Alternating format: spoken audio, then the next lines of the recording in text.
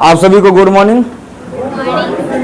आज से हम लोग की एक नई क्लास शुरू होने वाली है, जिसके लिए आना बहुत पहले से तैयारी की जा चुकी थी और आज वो दिन आ चुका है। देखिए, बहुत लोग कह रहे थे ना कब से 4 बजे शुरू होगा, आज से शुरू हो चुका है। और जो ऑफलाइन में पढ़ रहे हैं पढ़ सकते हैं, और जो ऑनलाइन पढ़ना चाहते हैं घर में रहकर आराम से बैठ करके पढ़ सकते हैं, कोई दिक्कत उनको नहीं होगा। और हम लोग जो है इस 4 बैच में, देखिए, जो हम लोग को 6.5 महीने का जो सफ़र है, देखिए आज 1 अगस्त से शुरू हो रहा है, ध्यान रखिए, 6.5 महीने का सफ़र, और यह चलेगा 15 फरवरी 2027 तक। 15 फरवरी 2027 या 2026 से शुरू होकर 2027 तक चलने वाला कौन सा है, ये टारगेट बैच है, जिसकी शुरुआत आज से हो रही है। ठीक है, और इसमें अगर देखिएगा तो यह 6.5 महीने का लगभग सफ़र है हम लोग का, 6.5 महीने का सफ़र। और इस 6.5 महीने के दौरान हम लोग जितने भी मतलब कि 10th में जितने भी प्रकार के सवाल पूछते हैं, ठीक है, ध्यान रखिए, 10th का जिस भी टॉपिक से, जिस भी सिलेबस से सवाल पूछे जाते हैं, ठीक है, खास करके 3 सब्जेक्ट, हिंदी, संस्कृत और SST, ध्यान रखिए, हिंदी, संस्कृत और SST, इसमें जितने भी सवाल पूछेंगे हम लोग क्या करेंगे, पूरा 6.5 महीने में नहीं बल्कि 6 महीने में कवर करने का प्रयास करेंगे। और लास्ट का जो 15 दिन होगा उसमें 15 दिन ध्यान रखिए, 1 फरवरी से लेकर 15 फरवरी ध्यान रखिए, लास्ट 15 दिन का क्या होगा, हम लोग का फ्री टेस्ट सीरीज चलेगा। ठीक है, फ्री टेस्ट सीरीज चलेंगे, ध्यान रखिए, फ्री टेस्ट सीरीज होगा। और इसमें सबको लगातार क्या करना है, टेस्ट में शामिल रहना। ठीक है, और ये टेस्ट सीरीज बिल्कुल फ्री ऑफ कॉस्ट होगा, इसमें कोई पैसा लगने वाला नहीं है। ठीक है, पहले जो हम लोग को जो आज से शुरुआत हो रहा है 1 अगस्त से, ठीक है, इसमें हम लोग को बस सबसे पहले डिस्कस करना थोड़ा सा सिलेबस और आगे का फ्यूचर, कैसे कैसे हम लोग कैसे कैसे काम करेंगे, ठीक है, क्या क्या सिलेबस होगा, क्या क्या पढ़ाया जाएगा, कैसे कैसे पढ़ाया जाएगा, उन सब की चर्चा इसमें होने वाली है। ठीक है, क्या रखिए, तो सिलेबस में हम लोग को बस मात्र 3 सब्जेक्ट है, हिंदी, संस्कृत और SST। तो सबसे पहले हम लोग पढ़ेंगे हिंदी, ठीक है, और उसके बाद हम लोग देख लेंगे संस्कृत, और लास्ट में अगर टाइम बचेगा तो हम लोग देखेंगे किस में, SST में टाइम पूरा बचेगा, अब पूरी पढ़ाया जाएगा आराम से। ये देखिए, सोशल साइंस, SST, इसमें हम लोग पहले डिस्कस करते हैं कौन कितना दिन चलेगा, और उसी के हिसाब से हम लोग क्या करेंगे, आगे बढ़ेंगे। इसमें एक भी दिन बिना नागा किए, बिना कोई छुट्टी मारे, ठीक है ना, लगातार हाजिर रहना सब लोग को, ठीक है ना, चाहे ऑनलाइन में हो चाहे तो ऑफलाइन में हो, सबके लिए है। ध्यान रखिए, पढ़ना है, कंटिन्यू पढ़िए, शुरू से पढ़िए, तब जाके आपको समझ में आने वाला है। ठीक है, क्योंकि देखो हिंदी में पूछे जाते हैं 100 मार्क्स, और 100 मार्क्स में 2 पार्ट्स पूछा जाता है। 100 मार्क्स में कितने पार्ट्स पूछे, 2 पार्ट्स। पहला भाग जो है उसका नाम है, आपको लोग देखिए, तो पहला पूछता है व्याकरण से, बहुत इंपॉर्टेंट बढ़िया सवाल पूछता है। और दूसरा आप लोग का पूछेगा किताब से, देखिए ये जो व्याकरण है कितने भाग में पूछे, हिंदी 2 भाग में पूछे, ठीक है। एक हो गया व्याकरण जिससे 50 से प्लस क्वेश्चन पूछता है, ठीक है, 50 से प्लस, देखिए, और किताब में जो है इससे 50 से माइनस पूछता है, 50 से माइनस मतलब 50 से कम पूछेगा, और व्याकरण से 50 से क्या पूछता है, ज़्यादा। और ज़्यादा पूछने के कारण क्या है ना कि इसमें ये थोड़ा सा वैलिडिटी इसकी ज़्यादा रहती है, ठीक है। इसमें पढ़ना को जो होता है 3 वो छोटा छोटा चैप्टर है, जिसका नाम, एक का नाम है वर्ण विचार, एक का नाम होता है शब्द विचार, और एक का नाम होता है वाक्य विचार। वर्ण विचार, शब्द विचार कौन हो गया, वाक्य विचार, 18 टॉपिक हो गया। उसके बाद आपसे पूछेगा पर्यायवाची शब्द पूछा जाता है, पर्यायवाची शब्द पूछेगा, फिर आपसे पूछा जाता है मुहावरा पूछा जाएगा, फिर आपसे पूछा जाएगा अनेक शब्दों के बदले एक शब्द, अनेक शब्दों के बदले एक शब्द, ध्यान किया, अनेक शब्दों के बदले एक शब्द आपसे पूछा जाता है, ध्यान किया। और इसके अलावे आपसे जो सवाल इसमें पूछा जाता है वह पूछा जाता है आपसे विलोम शब्द, जिसे हम कहते हैं उल्टा शब्द कहते हैं, विलोम शब्द, ध्यान किया। विलोम शब्द के अलावा इसमें से आप और कौन सा पूछा जाता है, आपको पत्र लेखन पूछा जाएगा, पत्र लेखन पूछेगा। पत्र लेखन के बाद आपसे अपठित गद्यांश पूछा जाता है, व्याकरण के तहत अगर देखिए तो अपठित गद्यांश, ठीक है यार किया। अपठित गद्यांश के अलावा और कौन कौन सा पूछ सकता है इसमें, और जिसमें पूछने का जो चांस है सिंपल सा दिखा है, ठीक है। तो इसमें आपको आएगा ये संधि, समास, प्रत्यय और उपसर्ग, संधि, समास, प्रत्यय और उपसर्ग, ठीक है। इतना से सवाल आपसे क्या करता है, पूछा जाता है, ध्यान रखिए। और इस टॉपिक को अगर पढ़ लिए, हम लोग नहीं पढ़ गया, और कोशिश करेंगे इस टॉपिक को मैक्सिमम 15 से 20 दिन, 15 से 20 दिन के अंदर हम टेस्ट वगैरह लेके इसको क्या करेंगे, आराम से समाप्त करें, ठीक है। और उसके बाद का जो बचेगा कौन सा किताब, ठीक है। तो किताब में है आपको 2 किताब, ध्यान किया, इसमें आपको 2 किताब फॉलो करना। एक का नाम है गोधूली, जिसमें गोधूली ध्यान किया, इसमें 24 चैप्टर हैं, 24 चैप्टर ध्यान किया। एक आपका नाम है वर्णिका, जिसमें 5 चैप्टर है। वर्णिका में कितने चैप्टर, 5, 29 चैप्टर, अर्थात 1 महीना, कितने दिन हो गया, 1 महीना, ठीक है। 29 चैप्टर 29 दिन, एक दिन में एक चैप्टर आराम से हम लोग पढ़ लेंगे, ठीक है यार किया। और यहाँ 15 से 20 दिन इधर और 30 दिन लगभग इधर, ठीक है। तो लगभग ना 50 दिन अर्थात 2 महीना, अर्थात कितने महीना, 2 महीना हम लोग हिंदी को स्वाहा कर देंगे, ठीक है। अब बचिए संस्कृत, तो संस्कृत के लिए हम लोग क्या करेंगे, सिंपल सा तरीका रहेगा, ठीक है। ये भी दो भाग में पूछेगा, एक पूछेगा व्याकरण और एक पूछेगा आपका किताब, ठीक है, ध्यान किया। एक पूछेगा व्याकरण और दूसरा पूछेगा आपसे किताब पूछेगा। व्याकरण जो पूछेगा उसमें 50 प्लस लगभग, ध्यान किया, लगभग 50 का होता है व्याकरण का और 50 होता है किताब का। इसमें किताब में 14 चैप्टर 14 दिन खत्म, ज़्यादा इसमें दिमाग लगाने की आवश्यकता ही नहीं है, ठीक है। अब बच गया व्याकरण, तो इसको पढ़ने में हम लोग लगाएंगे करीब 1 से 1.5 महीना, ठीक है, लगभग 1 से 1.5 महीना लगेगा। 1 महीना इसमें लगा देंगे आराम से, 1 महीना का लगभग इसमें लगेगा और लगभग 1.5 महीना में संस्कृत खत्म, ठीक है। तो 2 महीना में हिंदी, 1.5 महीना में संस्कृत, ठीक है। और बाकी जो बचेगा कितना महीना बचेगा, 2.5 महीने बचेंगे, नहीं 2.5 महीना बचेगा ना, 2 महीना 1.5 महीना कितना 3.5 महीना हो गया ना, लगभग कितना बचेगा, लगभग आपका 1.5 महीना, लगभग कितना 2.5 महीना बचेगा, जान के 2-2.5 महीने जो बचेगा ना, ठीक है, 2-2.5 महीने जो बचेगा इसमें हम लोग 2-3 काम करेंगे, ठीक है। सबसे पहले आपको निपटा देंगे इतिहास, सबसे पहले आपको पढ़ा दिया जाएगा हिस्ट्री, ध्यान किया। और हिस्ट्री में ज़्यादा नहीं 8 गो चैप्टर है, ठीक है, तो ज़्यादा इसको पढ़ाने में हमें 20 दिन लगेगा, 8 चैप्टर 20 दिन, ठीक है। 20 दिन में चैप्टर पूरा हिस्ट्री खत्म हो, पूरा हिस्ट्री पढ़ा दिया जाए, ठीक है। और उसके बाद अगर ज्योग्राफी की बात करें, जियोग्राफी, ठीक है, इसमें आपको लगभग आना, इसमें आपको लगभग 20 दिन इसमें भी लगेंगे, ठीक है। इसमें कितने लगेंगे 20, क्योंकि इसमें पहला चैप्टर 6 चैप्टर है, जिसमें आप लोग को 10 दिन उसमें लगेगा। और 10 दिन के बाद अगर देखिएगा तो सब चीज़ मिला करके ना ज्योग्राफी में 20 दिन, ठीक है। 20 दिन 40 दिन हो गया, 2 महीना 90 दिन हम लोग को मिलता है, 75 दिन, ठीक है। तो 40 दिन इधर हो गया। बचेगा आपका कौन सा, पॉलिटिकल साइंस, पॉलिटी जिसको बोलते हैं, पॉलिटी में कितना दिन, 5 गो चैप्टर है, तो 8 दिन लगेगा इसको, 1 हफ्ता में पॉलिटी खत्म। रिवीजन करना ना, नहीं मिलता, रिवीजन में कैसे सवाल पूछता है, कहाँ से पूछता है, उसका जवाब कैसे लिखना ना, ठीक है, उन्हीं तरीकों को हम लोग सीखेंगे किसमें, SST में, ठीक है। और उसके बाद अगर देखिएगा पॉलिटिक्स के बाद आएगा कौन सा, इकोनॉमिक्स, इसको हम लगा देंगे आपको 15 दिन का करेंगे, समाप्त करेंगे, क्योंकि इसमें 7 चैप्टर है। अगर एक चैप्टर को 2 दिन पढ़ाया तो 7 दिन 14, और उस बीच में क्या होगा, 2 गो टेस्ट भी होंगे, ठीक है। इकोनॉमिक्स में 2 गो टेस्ट, पहला 3 चैप्टर पे, फिर दूसरा पूरा खत्म होने के बाद टेस्ट होगा, ठीक है, जान के 2 टेस्ट होगा।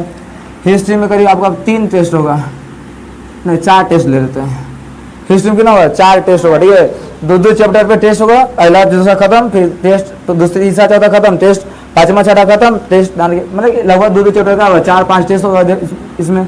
इसमें आपको कितना होगा पता है, इसमें पहला चैप्टर का एक अलग टेस्ट होगा, अन्य सारे चैप्टर का अलग अलग क्या होगा आपका टेस्ट होगा, ठीक है। तो ज्योग्राफी में भी 4 टेस्ट मान लेते हैं, पॉलिटी में कितना मानते हैं, 1 टेस्ट रख लेते हैं, और इकोनॉमिक्स रखते हैं 2 टेस्ट, ठीक है। इकोनॉमिक्स में कितने लगेगा, 15 दिन, ठीक है। और टेस्ट कितने होंगे, 2। इन सबको टेस्ट लेते हुए आप लोगों का पूरा पढ़ाया जाएगा, ठीक है। और जो बोला गया आपसे, ठीक है, हाँ, कि आपने जिन लोगों ने प्रिंट कर दिया है ना, उन लोगों को ना कल पूरा असाइनमेंट रखा हुआ आप लोग को दे दिया जाएगा। तो आज शुरुआती क्लास है, और शुरुआती क्लास में, ठीक है, अभी असाइनमेंट बांट देना तो थोड़ा सा अपने तो अलग माहौल बन जाएगा इसमें। लेकिन अगर पढ़ाई होगा और उसका असाइनमेंट बांट के अगर आप उसको रिवाइज करेंगे घर में ना, वो फायदा करता है ज़्यादा, समझ गया।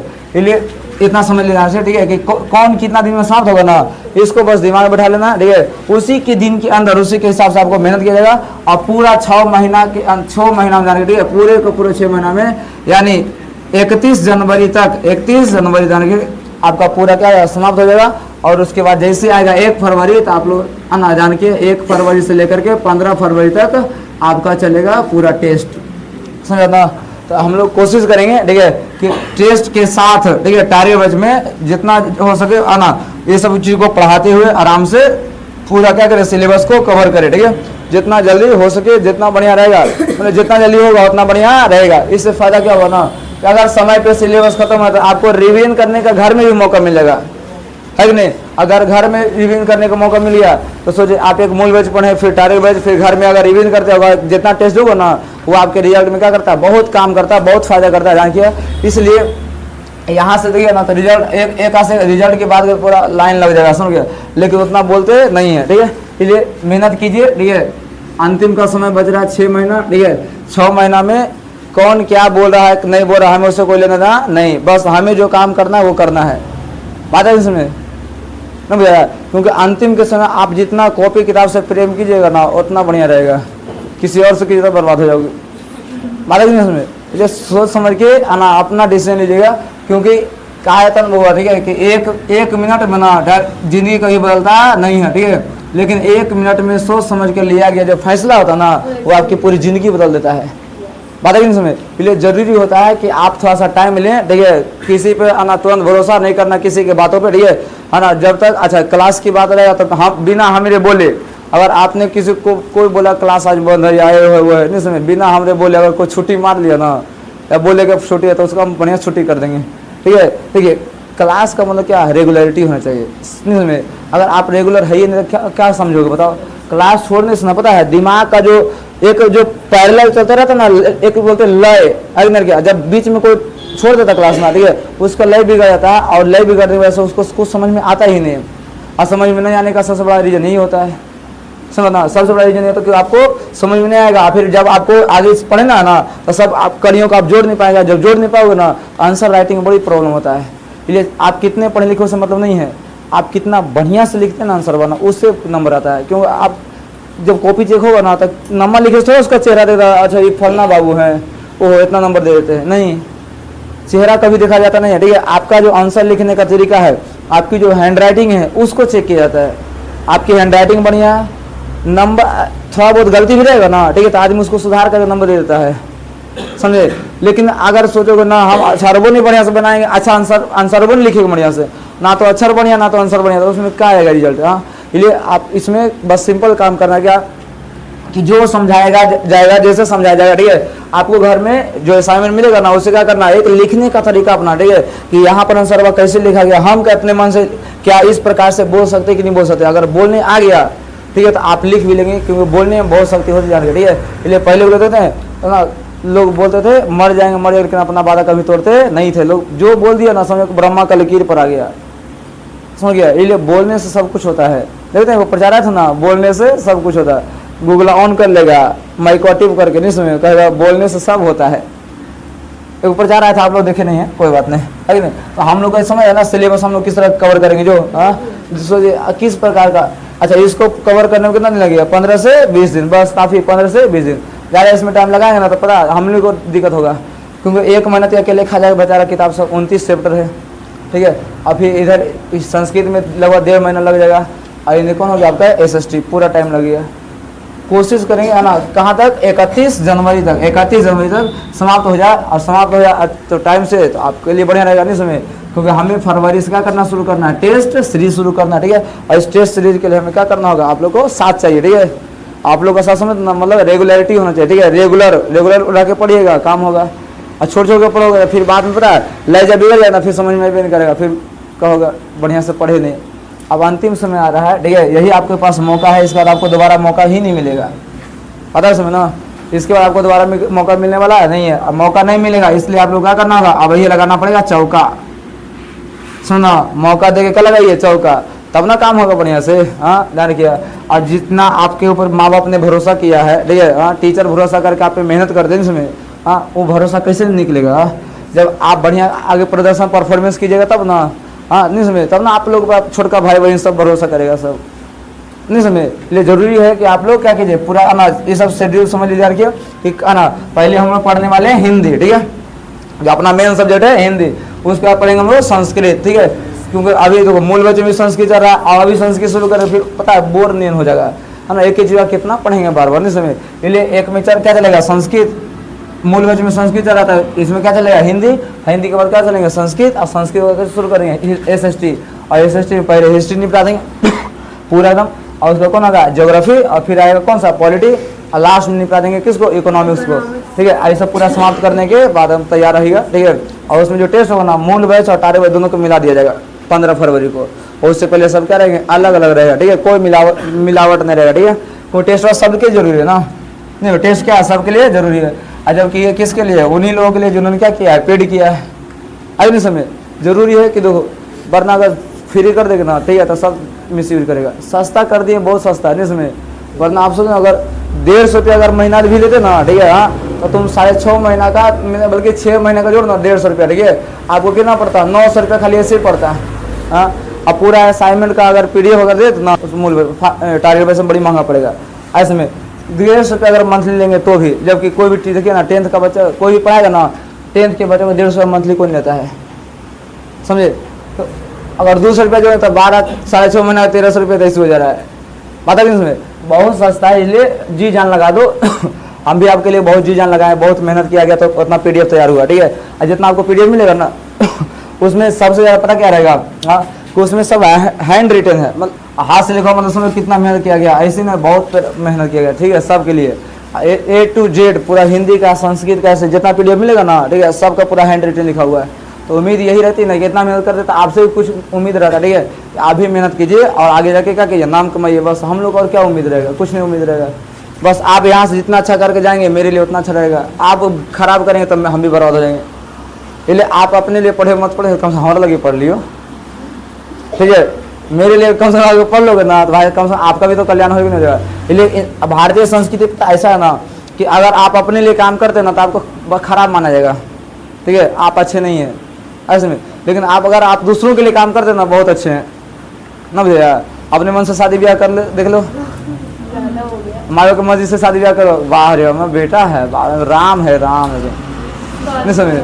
अपने मन से ब्याह कर लियो, बाद देखो अगर राम राक्षस जल्लाद हो गया ऐसा तो नहीं होता है। तो आप दूसरों के लिए जितना काम कीजिएगा ना उतना आप महान बनेगा, ठीक है, ऐसे में। क्योंकि भारत की परंपरा ऐसा नहीं है, ठीक है, भारतीय परंपरा है कि आप दूसरों की सेवा जितना कीजिएगा ना आपका नाम ज़्यादा होता है, बात नहीं समझे। ये सेवा दूसरों की क्या कीजिए, जरूर कीजिए, कभी मौका मिले, ठीक है। तो हम लोग समय की नजाकत को समझते हुए, ठीक है, समय के गैप को देखते हैं, ठीक है, हम लोग क्या करते हैं अपना सिलेबस शुरू करते हैं, ठीक है, और पढ़ाना शुरू करते हैं। क्योंकि अगर इतने में अगर टाइम लगा देगा ना तो आज का दिन खाली बर्बाद हो जाएगा, नहीं समय। तो इस समय को थोड़ा क्या करते हैं ना यूज़ करते हैं, और यूज़ करके हम लोग क्या करते हैं आगे की ओर बढ़ते हैं, ठीक है। देख रहे ना सब का टेस्ट होगा, ठीक है, सब चीज़ का क्या होगा, टेस्ट होगा। आप लोग इसके लिए क्या रहेगा, निश्चिंत रहेगा। जितना टेस्ट होगा ना सबके सब फ्री ऑफ कॉस्ट होने वाले हैं, ठीक है। अच्छा ना सबका आपने क्या एक ही बार भरपाई कर दिए। शुरू करते हैं हम लोग हिंदी व्याकरण, ठीक है, हिंदी व्याकरण को अपना स्टार्ट करते हैं, ठीक है, शुरू करते हैं, ठीक है ना। हिंदी ग्रामर को, हिंदी ग्रामर को शुरुआत किया जाता है, ठीक है, जिससे क्या बोलेंगे 50 से ज़्यादा नंबर पूछा जाता है, ठीक है। तो सिंपल हम लोग देखिए रिव्यू टारगेट बैच है तो इसमें क्या किया, उन्हीं सब चीज़ों को पढ़ा जाएगा जो एग्जाम की दृष्टि से इम्पोर्टेंट है, महत्वपूर्ण है। ज़्यादा इसमें आलतू फालतू की बातचीत नहीं होगी, समझ रखिए।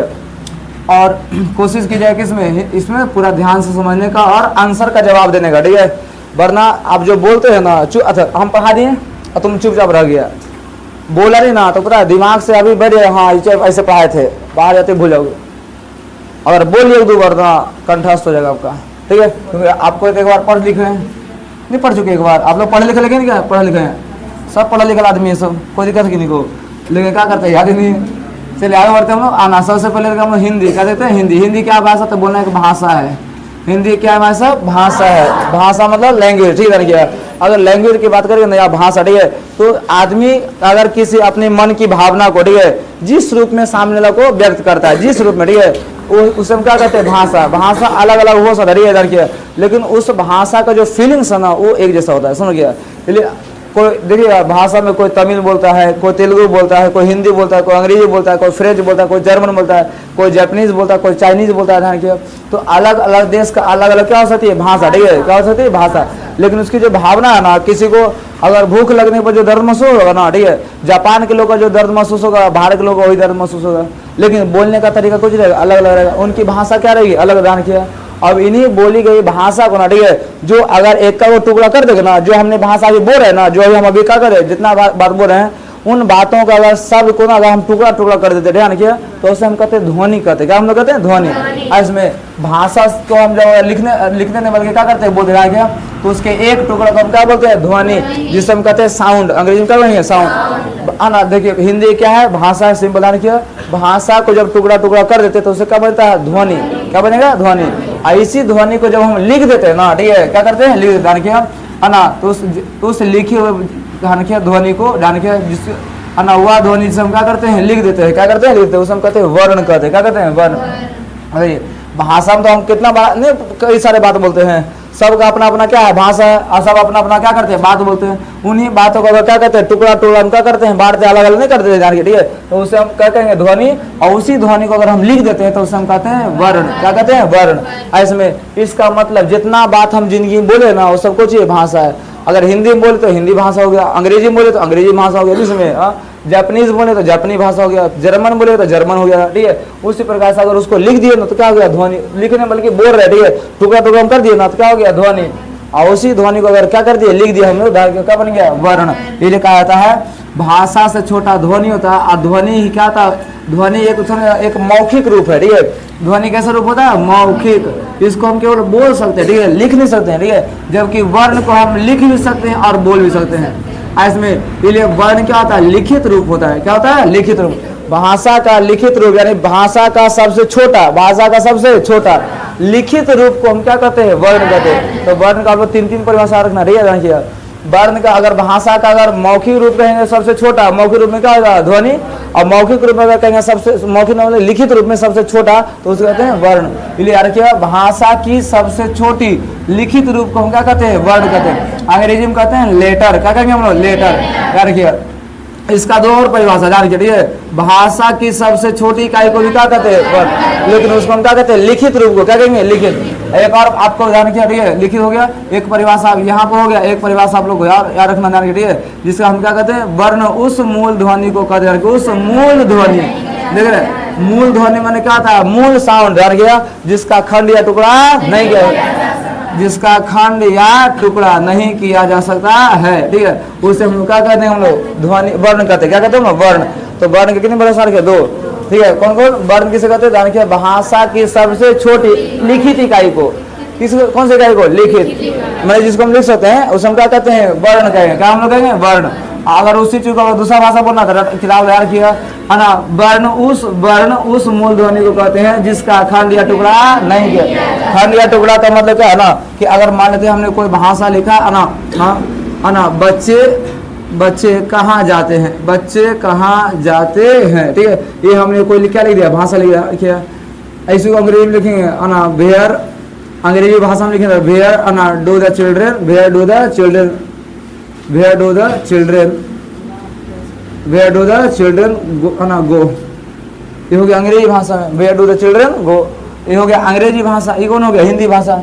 अब इन दोनों का जो सबसे छोटी इकाई होगा ना, सबसे छोटी, जिसको आप तोड़ सकते ही नहीं है, ठीक है। बच्चे को हम तोड़ सकते हैं, ठीक है, आधा बा करके, फिर आधा ना, फिर आ लगा सकते हैं, फिर आधा चा कर सकते हैं, फिर आधा चा में क्या लगा सकते हैं, ए लगा सकते हैं। अरे ये क्या हो गया, ये भाषा हो गया, शब्द हो गया, क्या। इसको अगर हम तोड़ दिए ना, अब इसके बाद अगर टूट सकता नहीं है ना, तो इसे हम लोग कहते हैं वर्ण। क्या हम लोग कहेंगे, वर्ण। भाषा की सबसे छोटी लिखित इकाई को हम लोग कहते हैं वर्ण। लेकिन इसके यानी मूल ध्वनि, मेन साउंड को हम कहते हैं वर्ण, जिसका हम खंड या टुकड़ा नहीं कर सकते। अगर जिसका खंड या टुकड़ा कर दिए तो वर्ण हो ही नहीं सकता, समझ गया, यानी प्रॉब्लम। लेकिन अब इन वर्णों को जब गौर से देखा गया ना, तो इन वर्णों को जब हम गौर से देखें, ठीक है, तो इसकी जो है ना संख्या बहुत ज़्यादा मिला। संख्या क्या मिला, बहुत ज़्यादा। अगर हिंदी में इसका संख्या अगर देखा तो 52 होता है। हिंदी में कितना होता है, हिंदी व्याकरण अगर कहेंगे, ध्यान के कौन सा व्याकरण, हिंदी व्याकरण, तो 52 होते। कितने होते हैं, 52। हिंदी व्याकरण में कितने होते हैं, 52। अगर केवल हिंदी की बात करेगा तो बोलना है 44। केवल हिंदी की बात क्या करेंगे, 44। अगर संस्कृत में वर्णों की संख्या बोलेंगे तो 46।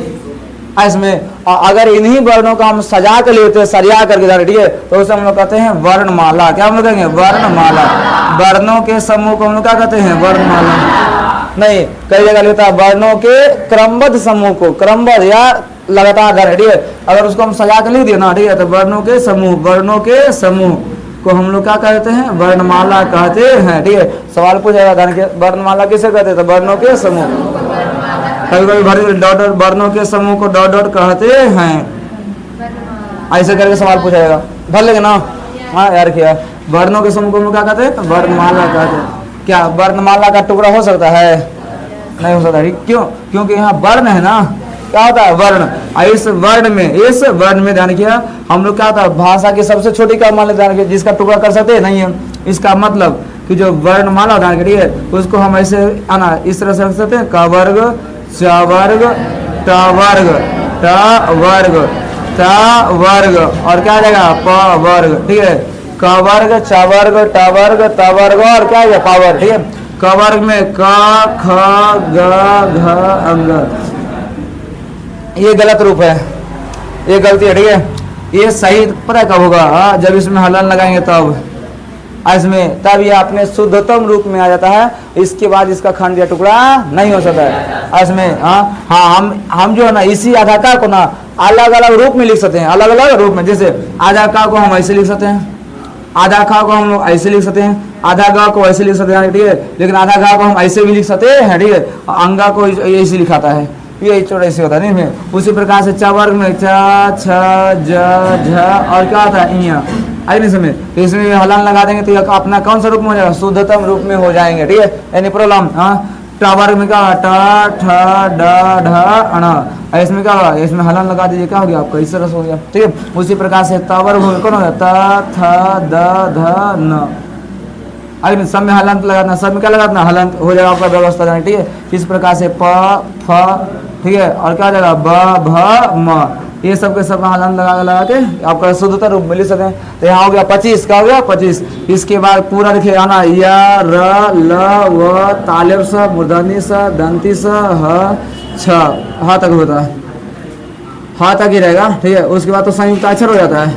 उसके बाद जो है उसका नाम क्या होता है, संयुक्त अक्षर। इसकी संख्या कितना हो गया 8, इसकी संख्या 8। उसके बाद 4 का आता है संयुक्त अक्षर, 4 ठो क्या होंगे संयुक्ताक्षर हो जाना, संयुक्ताक्षर ले लेते हैं, कितना होता है 4, छ त्र ज्ञ स्र, छ त्र ज्ञ और कौन हो गया स्र, कितना हो गया 4। इसके बाद सारे स्वर वर्ण, कौन हो गया स्वर वर्ण, आ से लेकर कहाँ तक आएगा, अ तक, आ से लेकर के अ तक, कितना हो गया 11, नहीं आ से कितना होगा 11। तो आ से तक हो गया 11 को ध्यान किया, संयुक्त अक्षर हो गया 4। इसके अलावा दो एक अनुसार, एक हो गया विसर्ग, अनुसार और विसर्ग। इसके अलावा आपने सुना अढ़ा और एक सुना आप लोग अड़ा, ठीक है।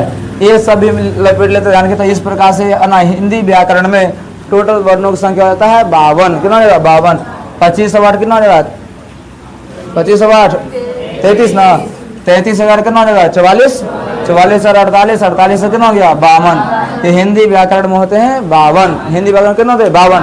अगर हिंदी की बात करें कितना होते हैं 44, 44 कौन कौन हो सकता है जानकिए, तो 44 होता है 11, कितना हो गया इधर 25 इधर हो गया, 11 ये हो गया, 8 ये 25 और कितना हो गया 33 ना। यहाँ क से लेकर किसी बोल सकते, क से लेकर के हा तक, क से कहाँ बोले हा तक, क से हा तक होता है, इसको हम ध्यान किया ना। 11 हो गया, हाँ सॉरी 33 इधर हो गया, और स्वर मन कितना हो गया 11, स्वर मन कितना हो गया 11, 33 हजार कितना हो गया 44। संयुक्त अक्षर को साइड रखते हैं, ठीक है। इन सबको हम क्या रखते हैं साइड, हिंदी में इस सबको जोड़ा जाता है नहीं, ठीक है। तो 4 को इधर कटेगा, 4 को इधर कटेगा, कितना बचेगा 44, कितना बचेगा 44। इसलिए यार क्या हिंदी में कितना होता है 44 और संस्कृत में 46, क्योंकि संस्कृत में जो होता है ना 2 को बढ़ जाता है, 2 का बढ़ जाता है, ठीक है। संस्कृत में 2 अक्षर बढ़ जाते हैं, वो होता है लिरी और एक होता है दीर्घ री, लिरी और क्या होता है दीर्घ री। आपने देखो पृथ्वी वाला में साल के जब सब लोग पढ़े तो ना, तो उसमें देखो ऐसा क्या बोलते हैं दीर्घ री, इसको क्या बोलते हैं दीर्घ री, हाँ ना। तो लिरी और दीर्घ री क्या होते हैं बढ़ जाते हैं, ठीक है। तो बताइए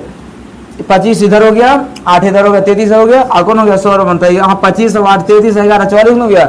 इन 44 में बस 2 क्या करना है जोड़ना, तो आपका हो गया 46। संस्कृत में कितना होता है 46, हिंदी में 44 और हिंदी व्याकरण कितना हो गया 52। इसमें इन्हीं वर्णों के सार्थक समूह को हम लोग क्या कहते हैं वर्णमाला कहते हैं, ठीक है। तो शुरू से अगर पूछा जाए बता देंगे आप लोग, हाँ। लेकिन ये सब जो व्याकरण पढ़ रहे हैं ना, ठीक है, इन सब के व्याकरण में सबसे मेन चीज क्या है ना भाषा व्याकरण, क्या है व्याकरण। अगर कोई भाषा सीखना आपको क्या चाहिए व्याकरण, और व्याकरण में सबसे मेन चीज क्या आप लोग ध्यान के वर्ण, क्या पढ़ना है वर्ण इसमें। क्योंकि व्याकरण क्या है भाषा तो सीधे बोलिए है ना, जिस किताब से या जिस पुस्तक से में शुद्ध शुद्ध बोलना, शुद्ध शुद्ध बोलना, शुद्ध शुद्ध पढ़ना और शुद्ध शुद्ध लिखना सीखा जाता है, उसे हम लोग क्या कहते हैं भाषा व्याकरण। अब व्याकरण के पिताजी कौन है यार, क्या व्याकरण के जनक है तो पाणिनि। पाणिनि ने कौन सा पुस्तक लिखा था अष्टाध्यायी, पाणिनि की पुस्तक का नाम हो गया अष्टाध्यायी। ये सब सवाल क्या कहते हैं पूछे जाते हैं एग्जाम्स में, ठीक है। अष्टाध्यायी क्या लिखा गया, अष्टाध्यायी इतना लंबा नाम होता है, अष्टाध्यायी इतना लंबा नाम होता है। अब हम लोग हाँ गाना का नाम मतलब वह शास्त्र जिससे शुद्ध शुद्ध पढ़ना लिखना बोलना सीखा तो सब क्या कहते हैं व्याकरण। व्याकरण का जनक किसे कहेंगे पाणिनि, व्याकरण जनक पाणिनि। कौन सा किताब लिखे हैं अष्टाध्यायी, कौन सा किताब अष्टाध्यायी, ठीक है। और इस अष्टाध्याय के अनुसार हमें सबसे पहले क्या पढ़ना है? वर्ण। क्या पढ़ना है? वर्ण। तो आप बताइए भाषा की सबसे छोटी लिखित इकाई को हम लोग क्या कहते हैं? वर्ण। अनादान किया। अगर सवाल करेगा आप बताइए वर्ण उस मूलध्वनि का जिसका खंड टुकड़ा नहीं। वर्णों की कुल संख्या कितना था हिंदी व्याकरण में? 52। हिंदी में 44, संस्कृत में 46। कोई दिक्कत नहीं लेकिन को यार देखिए वर्णों के सार्थक समूह को हम क्या कहते हैं? वर्णमाला। कौन दिक्कत नहीं को? अब इसके बाद हम लोग पढ़ना वर्णों के भेद। वर्णों के भेद, ठीक है। तो वर्ण के भेद कितने होते हैं? 2। एक का नाम स्वर वर्ण, एक का नाम व्यंजन वर्ण। एक का नाम स्वर होता है, एक का नाम क्या था? व्यंजन। स्वर वर्ण और व्यंजन वर्ण। स्वर वर्ण हो जाता है व्यंजन वर्ण। अंग्रेजी में को कहेंगे हम लोग वॉवेल। स्वर वर्ण और क्या कहेंगे? व्यंजन वर्ण। इसको अंग्रेजी में कहेंगे वॉवेल और इसको अंग्रेजी हम लोग कहेंगे कॉन्सोनेंट, ठीक है। वॉवेल एंड कॉन्सोनेंट जाने की। स्वर किसे कहते हैं तो बोलिएगा अना वैसा वर्ण, वैसा वर्ण जिसको बोलने में अर्थात उच्चारण करने में ना किसी दूसरे वर्ण की सहायता नहीं, इसका उच्चारण स्वतः होता है। क्या होता है? स्वतः। हाँ क्या किसी से मिलके बनता जल्दी नहीं है, ये अपने में घुलल मिला रहता है क्या, लेकिन इसके उच्चारण में किसी दूसरे वर्ण की सहायता लिया ही नहीं जाता है। सहायता नहीं लिया था, समझ गया। इसमें सहायता अगर ले लिया ना तो फिर स्वर वर्ण हो ही नहीं पाएगा, समझ गया। इसलिए स्वर वर्ण होने के लिए इसको किसी की जरूरत नहीं है यार। क्या ऐसे वर्ण को हम कहते हैं स्वर वर्ण।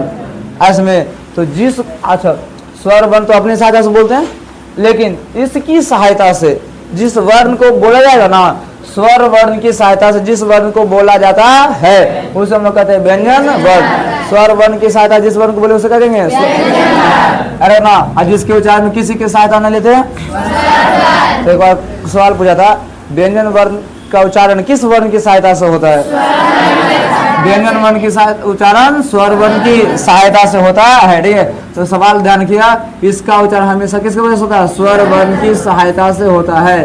इसलिए आप लोग जब किताब लिखने के लिए जब कहारा पढ़ते हो ना, ठीक है, क्या पढ़ते हैं? 12 खड़ी। क्या होता है? 12 खड़ी। क्या होता है? 12 खड़ी। इसमें 12 खड़ी, उसमें 12 अक्षर होता है ना, ध्यान किया। इसलिए उसको क्या कहते हैं? 12 खड़ी बोलते हैं। ऐसे को हम गाँव में क्या बोलते हैं? ककहरा। क्या बोलते हैं? ककहरा। इसमें ककहरा। और उसमें क्या करना होता है इसमें? कोई एक अक्षर उठाइए, ठीक है, ये हो गया व्यंजन। मान लीजिए कौन हो गया? व्यंजन। का क्या हो गया? व्यंजन। का को ना हम लोग लिखते थे 12 बेरी। 1 2 3 4 5 6 7 8 9 10 11 12 बेरी इसको लिखने के बाद इस जो स्वर वर्ण है ना, आस लेके आओ तक ना, इन सब का मात्रा, इन सब को हम क्या करते जोड़ते जाने है ना। जैसे इसमें हलन था ना, ठीक है, तो इस स्वर वर्ण को हम क्या करते थे? जोड़ते जाते यानी कि जोड़ते थे। पूरा इस हलन लग गया और सब में हलन लगने के बाद हम लोग इसमें क्या जोड़ते थे? इसके स्वर वर्ण। क्या जोड़ते? स्वर। तो ऐसा का में ना हम जोड़ते हैं क्या जोड़ते हैं? ठीक है। तो का मिट करके ना हलन तो क्या कहता? मिटाता था पूरा क। इसमें फिर हम जब इसमें जोड़ते हैं का, ठीक है, तो आ मिलकर इसका हलांत क्या करता है? हटा देता, ठीक है।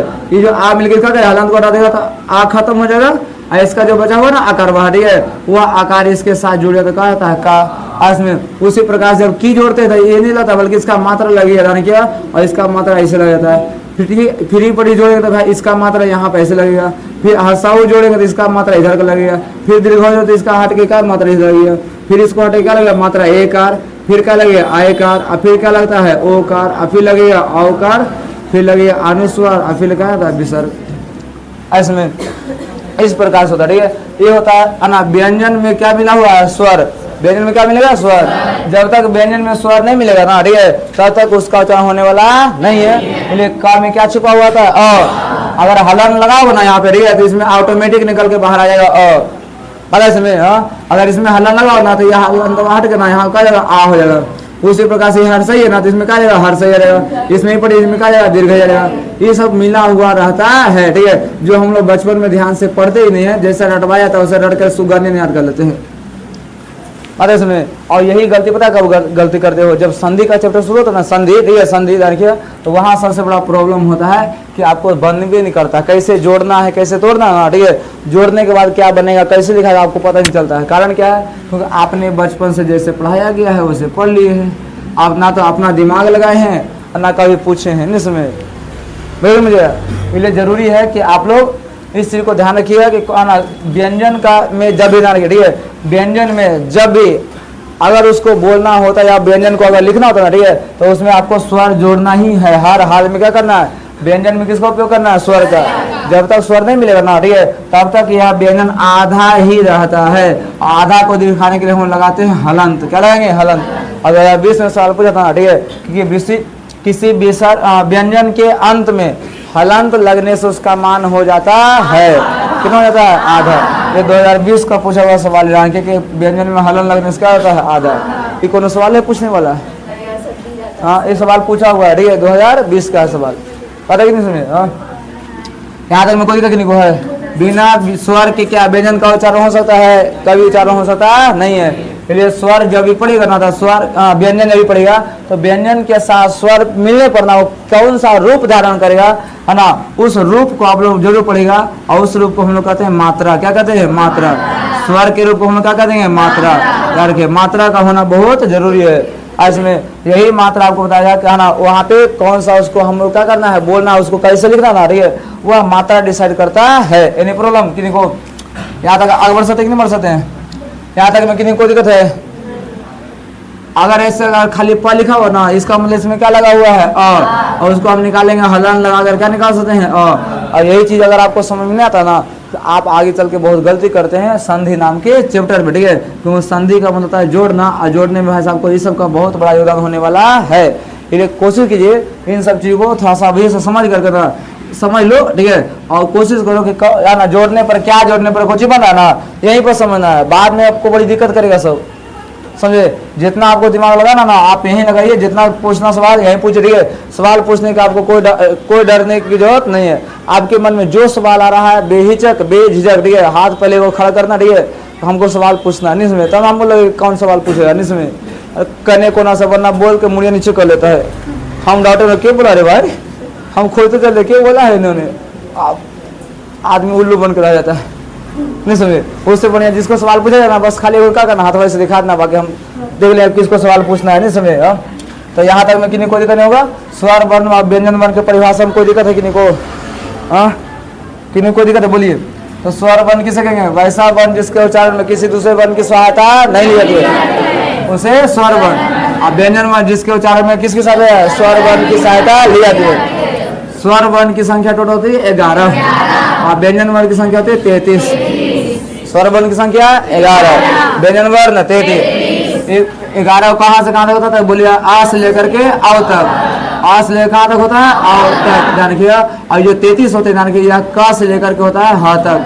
क से लेकर कहाँ तक होगा, ह तक। इसमें ह के बाद क्या होता है, संयुक्त अक्षर, उसको हम अलग कैटेगरी में रखेंगे, ठीक है। तो यहाँ पे क से लेकर म तक 25 हो गया, और या से लेकर के ध्यान रखिए, या से लेकर के ह तक कितना हो गया, 8। यहाँ हो गया कितना हो गया, टोटल 25 हो गया, ध्यान रखिए।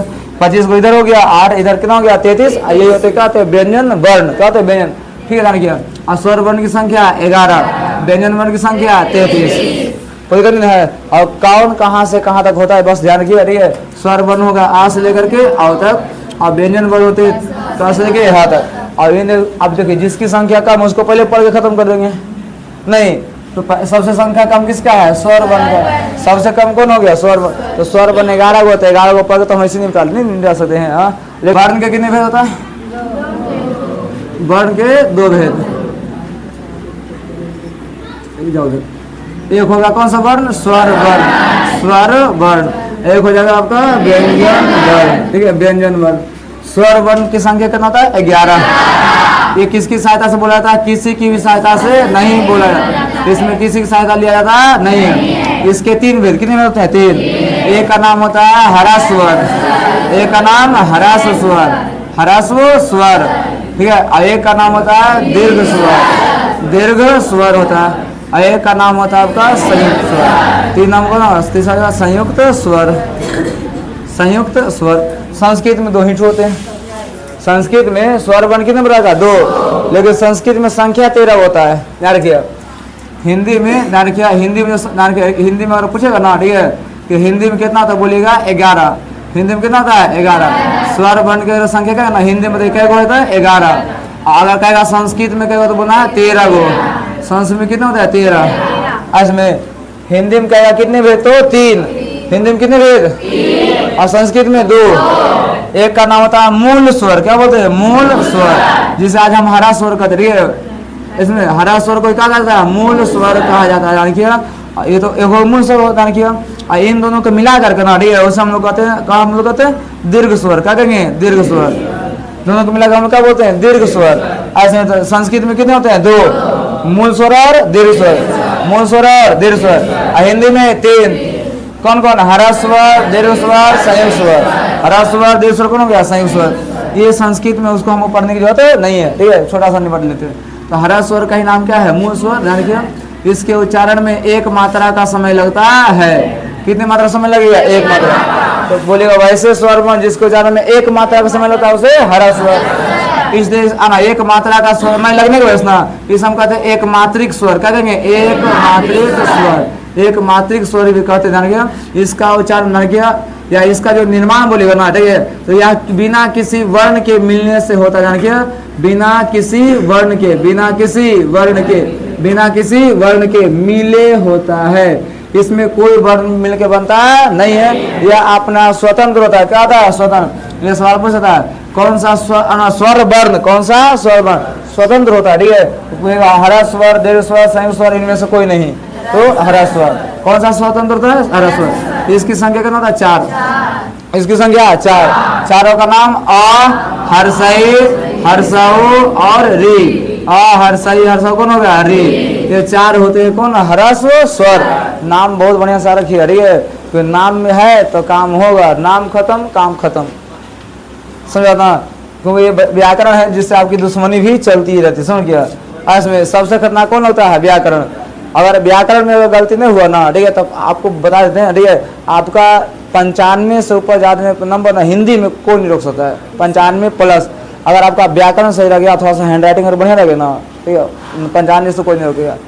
लेकिन खुद जो गलती हुआ ना, उस गलती को सुधार वो नहीं करेंगे और चाहेंगे कि हमारा नंबर हो बढ़िया से आ जाए। अरे भाई, जो गलती हो उसको एहसास कीजिए, ठीक है, समझिए कि हमने कहाँ गलती किया, किस आंसर को हमें कैसे लिखना चाहिए, इसमें है ना, अक्षरों का लिखावट किस प्रकार, ये सब बहुत जरूरी होता है, समझे। तो अंतिम के समय में यही आपका पास क्या है, मौका है, जितना बढ़िया सुधारना सुधार सकते हैं, वरना हम क्या सुधारें। इसमें हमारा काम क्या है, आपको जितना चीज़ पढ़े थे ना उसको क्या करना, हाली हाली निपटा देना इसमें, ताकि आपको दिमाग में वो बड़ा बतिया रहे कि हाँ चाहिए हम पढ़े थे, यहाँ से ऐसे पूछा था, ऐसे बनना है, समझ गया, बस वो काम, ठीक है। तो आ, हर्षई, हर्षऊ और री कौन सा स्वर कहलाता है, हरा स्वर। हरा स्वर की संख्या 4। हरा स्वर का दूसरा नाम क्या बोलते हैं, मूल स्वर। हरा स्वर का दूसरा नाम क्या बोलेंगे, मूल स्वर। इसके उच्चारण में कितने मात्रा समय लगता है, एक मात्रा।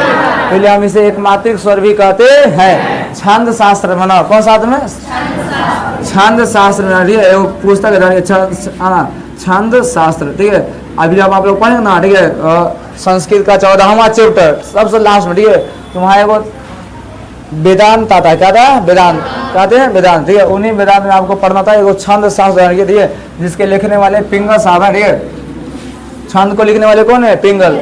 इसमें और उन्होंने क्या किया, छंद शास्त्र लिखा है। और इस छंद शास्त्र में हरा स्वर को ना ध्यान किया, लघु कहा गया। क्या कहा गया, लघु।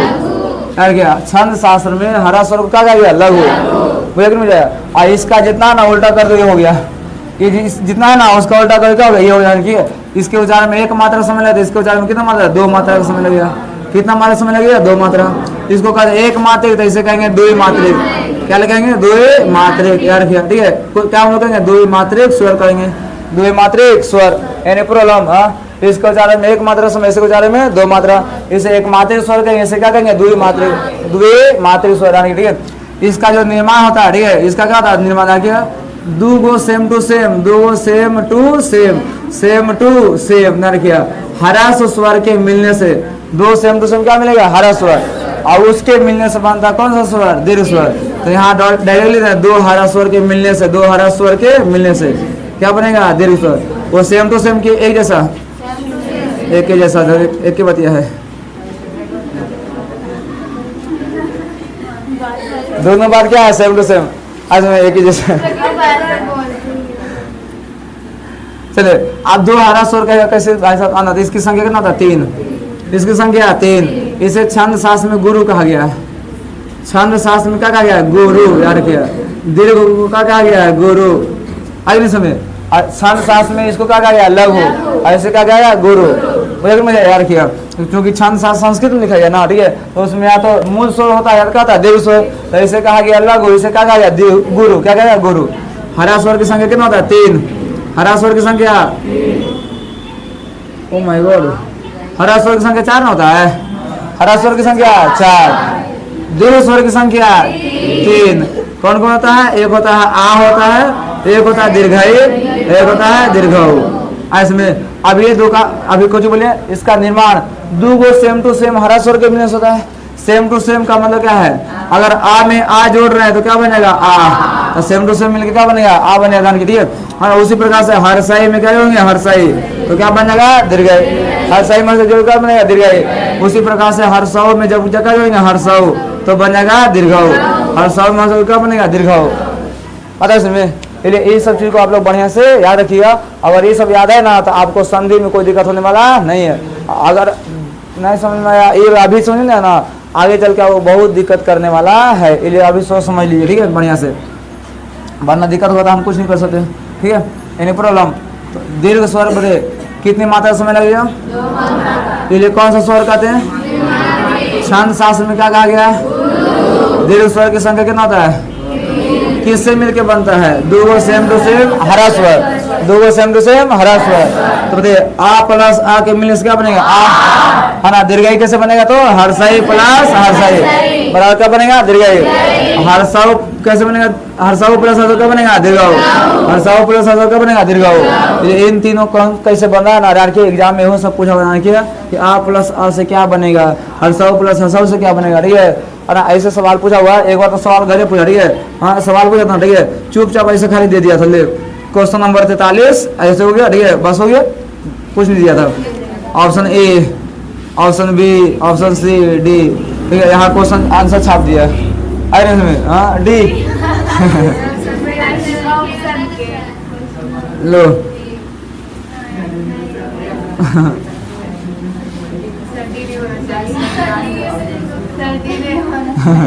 डी नहीं होना चाहिए।